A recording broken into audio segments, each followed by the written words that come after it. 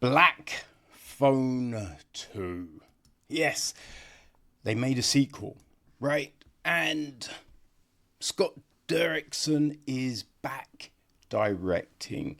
And he also co-wrote this one again with C. Robert Cargill. Right, so the film is produced by Jason Blum, C. Robert Cargill, and Scott Derrickson.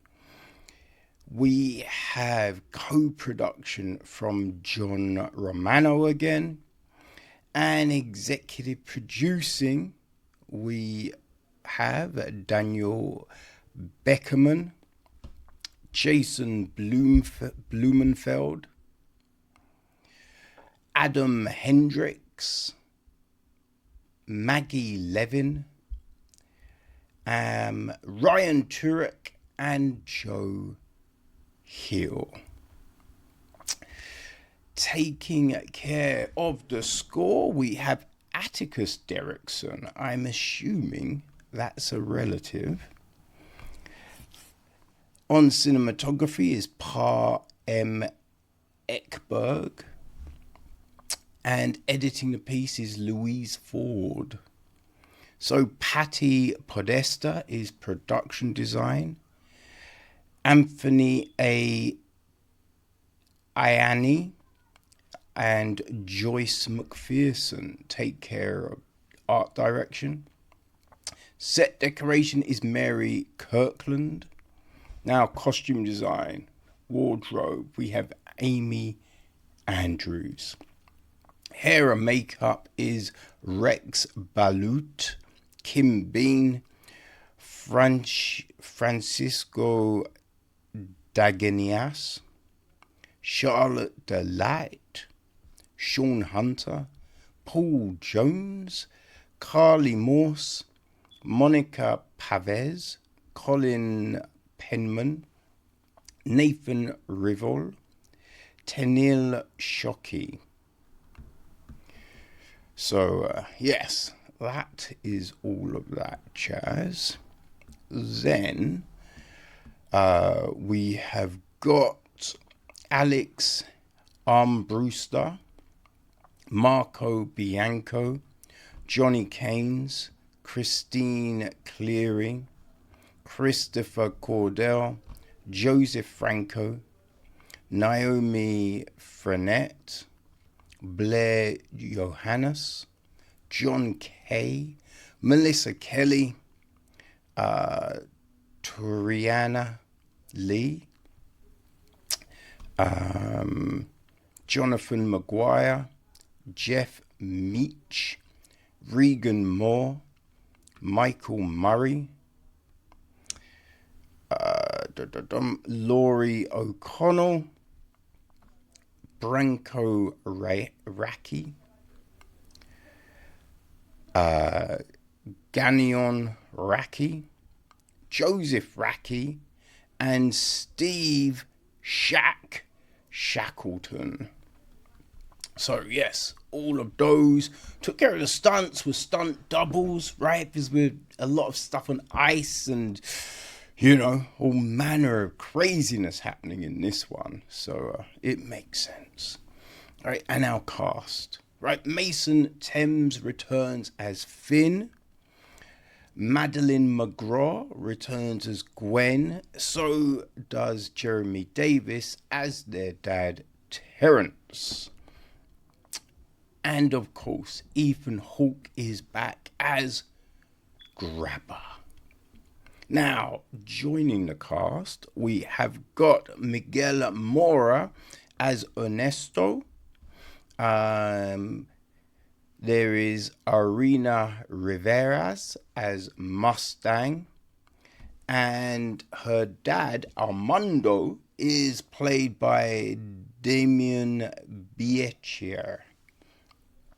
Now, playing, right, Finn and Gwen's mother, and obviously Terrence's wife, in dreams and flashbacks is Anna Law, who is Hope, right, their mum. We also have got Simon Webster as Felix. There is Chase B. Robinson as Spike. Jacob Moran as Billy. Right. Dexter Baldock as the new kid. Shepard Monroe as Cal. Wild Bill is played by Julian Norman. The Mean Girl is played by Jasling Wong Lee. And the other people working at the camp, we have Barb, played by Maeve Beatty, and Kenneth, who is played by Graham Abbey. So the gist of Black Phone 2. As Finn, now 17, struggles with life after his captivity, his sister begins receiving calls in her dreams from the Black Phone and seeing disturbing visions of 3 boys being stalked at a winter camp known as Alpine Lake. Dum dum dum dum dum. So the first film was very good, but it was, you're curious. Well, I was anyway, right? Curious. How will they continue this? You know what I mean? Because, we've seen horror films. Like, we see the way things, get carried on. Sometimes it works.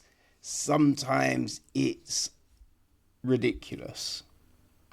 So it was, how will they do this? And so we start the film and, we learn some stuff, right? So Gwen, she's dreaming. She's found herself in the basement, right? She's answering the phone and she's hearing stuff. And it is, spooky. Spooky as fuck. Then, Finn arrives. We wonder, is he in the dream? No. Because she's actually in the fucking basement. You know what I mean? They still live where they live, so they're close by. And Gwen has started to sleepwalk. So we discover she's having these nightmares. She's got this sleepwalking problem. It's not great, right? It's 4 years, The first film came out in 2021, so, it's 4 years since the first film, and it's meant to be 4 years in the film. And it's 3 years since Terrence has had a drink. So now he is, he's sober, going to, I don't know. I was going to say go to AA, but we don't actually know that. But he's making efforts, right? Making efforts to turn a new leaf, as it were. So we have all of this. And in these dreams, she's seeing this stuff, right? She has a conversation with someone and she is told that because, she was seeing, numbers and in her visions in the first film. And on the phone, she's been told ice, right? Which then fits into these visions of a camp she's seeing. Now, she learns there's a family connection to the camp. So, obviously, right, this is horror. Instead of going, okay, I ain't going near that, they're like, let's go to it. Let's see what we can find. So they take jobs and they go to the camp. But there's a blizzard and they're snowed in, right? It's kind of as if everything was falling into place. You know what I mean? So, yeah, they're stuck at this camp. And the only people there are the owner of the camp, Armando, his daughter Mustang, and two other workers at the camp, right? Barbara, she hates being called Barb, and Kenneth, who are very Christian. I mean, it's a Christian camp, but they are very Christian. Yeah, so that's it. They're at this camp. It's just, Finn, Gwen, and Gwen's boyfriend. Kind of boyfriend. I don't think they've established anything yet, but he really likes her. And that's Ernesto. So it's just, 4 kids and 3 adults. And I think in the trailer, this kind of looked a bit like a Nightmare of Elm Street kind of thing, you know what I mean? And you can definitely see like influences from other horror, like these horror tropes in the film, but you know what I mean, they do things differently. Things differently, so it's got its own flavor. And in the first film, right, it was the phone calls that was giving Finn the information, and Gwen was having these dreams, visions that gave her some information. So it's just like, how do we do this one? And I think we're kind of in these dream sequences a lot more in this film, right? It wasn't necessarily dream sequences in the first film, but that's what they're utilizing here. And because it's dreams from 57, right? Our viewpoint of those dreams gets all kind of grainy and a little blurry, right? But it feels like you're watching film from back in the day. It also feels like you're watching that old film, right? That was black and white and they color restored it. You know what I mean? So it's a little shaky, a little grainy. And that's very interesting because it's different from the real world, right? So we understand when we're in a dream, and sometimes because it's nighttime, there is that like, oh, is it? I'm not quite sure right now. So we get that ambiguity at times, which is interesting and adds to the tension. There is a lot of tension, people. There is a lot of tension. Now, I went to a day screening, and it was the first screening of the day. I think there was like 4 other people in the fucking screen, which is a relief because I jumped out of my skin twice.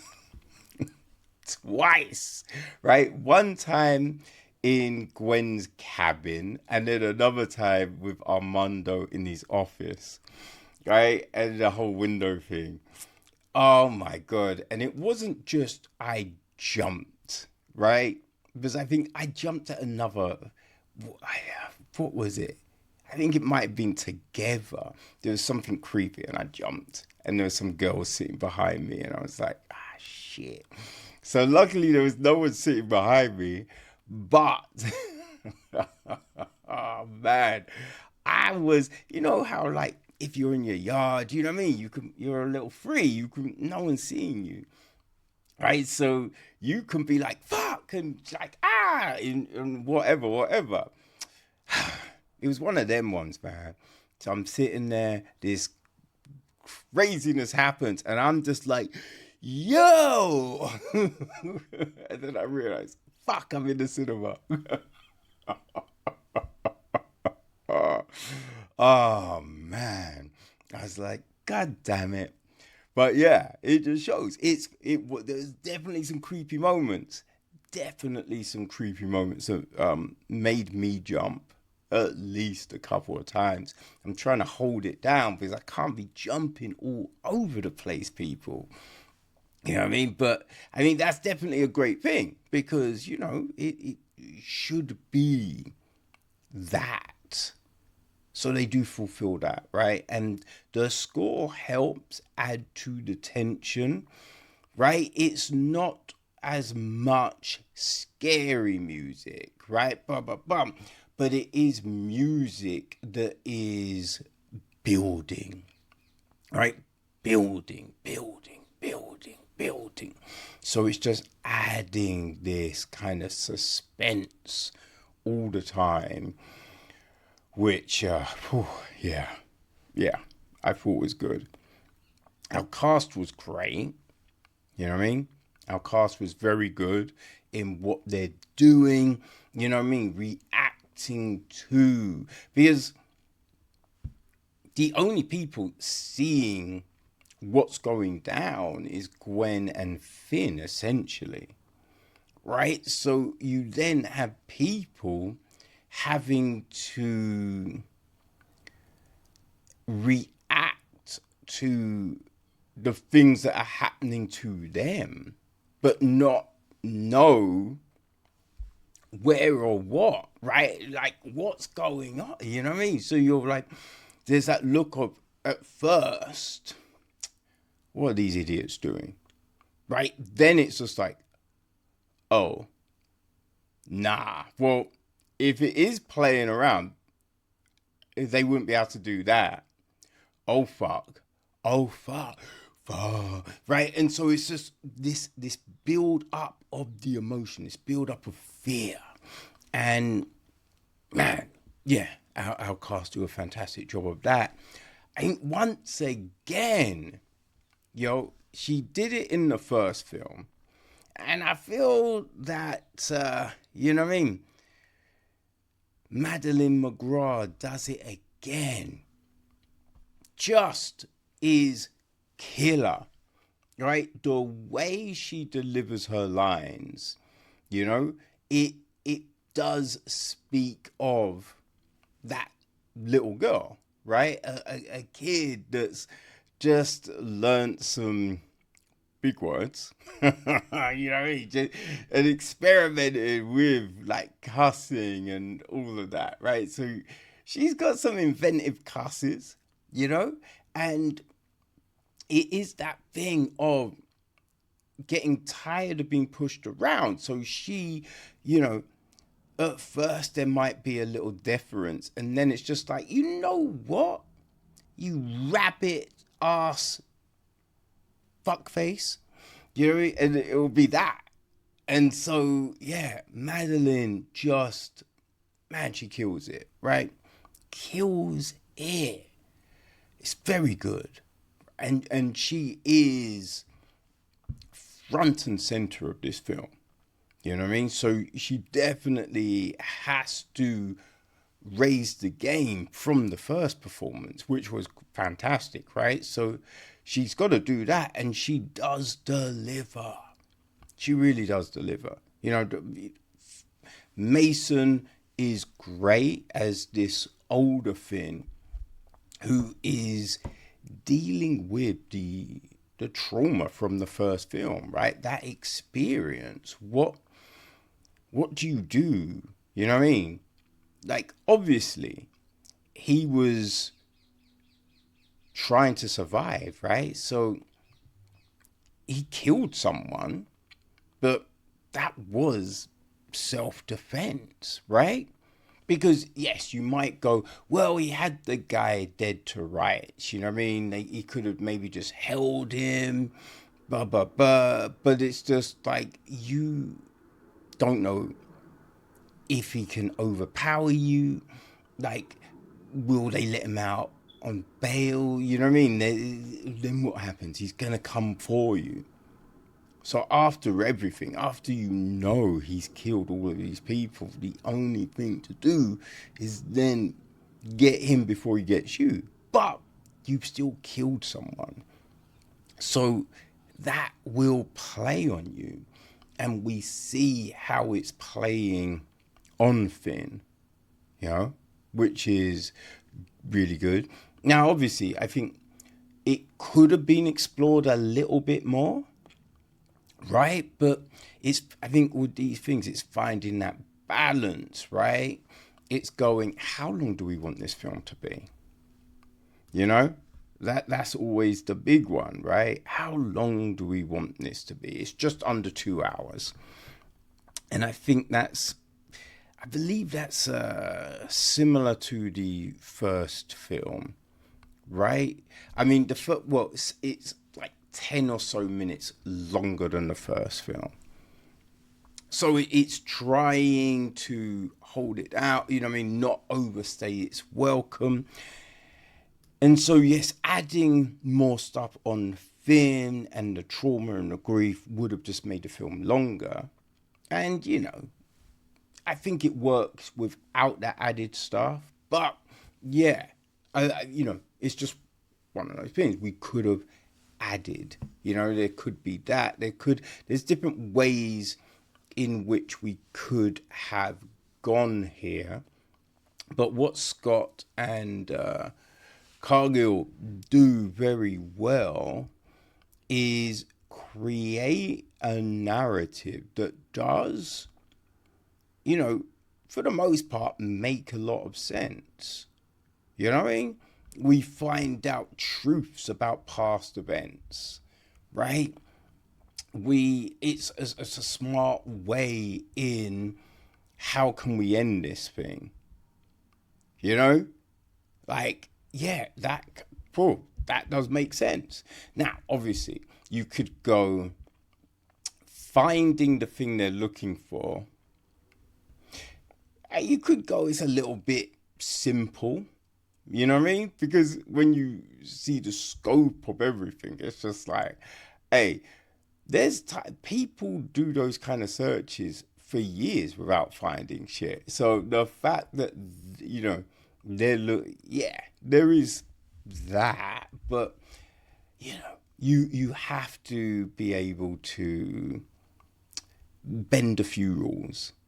Otherwise, yeah, you've got a film that's just gonna go on and on and on and on, you know, no resolution, right? So yeah, there is that. But as I said, they did a good job of making it make sense, kind of trying to create some sort of logic, right? Some sort of foundation for navigating the dream, the world, and just all of these things.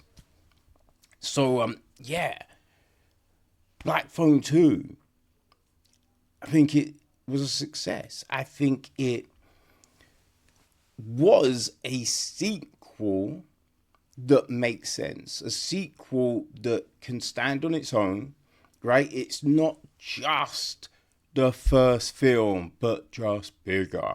Because that happens so many times, right? They're like, oh, first film was good. Don't really have an idea for a second. Let's just do the same thing, but we'll add a few more people. We'll move it from the town to the city. You know what I mean? That's what they do. This one is a different animal. So that's great, right? That's great. I think the question is, do they try and make a third film, right? I don't know if a third film can work, but maybe Scott and Cargill come up with a really good idea that makes sense. I don't know, right? They did it here. Could they do it a third time? Or will they just go, listen, these were two solid films. Let's not fuck it up. Let's leave it and just create something new. We will see. But people, I believe if you enjoyed the first film, you will definitely enjoy this, right? If you are a fan of, Nightmare on Elm Street, Friday the 13th, just all of those kind of things, you will enjoy Black Phone 2. You know what I mean? Just if you're just a horror fan in general, you will enjoy Black Phone 2. So, yeah. Go check it out. It's in cinemas right now.